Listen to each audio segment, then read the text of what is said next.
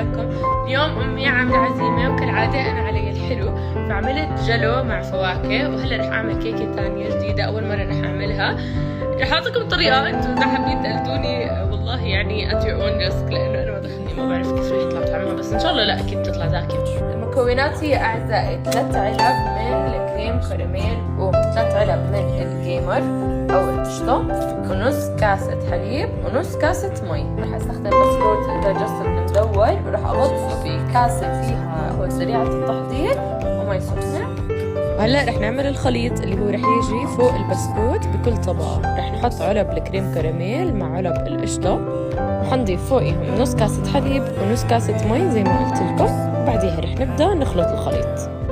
رح توصلوا لهاي المرحلة حتفكروا انه الخليط جهز، بس لا، بتضلكم مخلطين لحد ما توصلوا لهاي الكثافة في الخليط. هذا الاشي كتير مهم عشان ما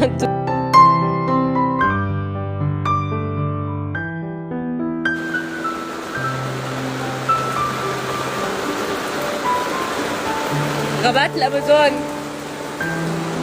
امازون فورست.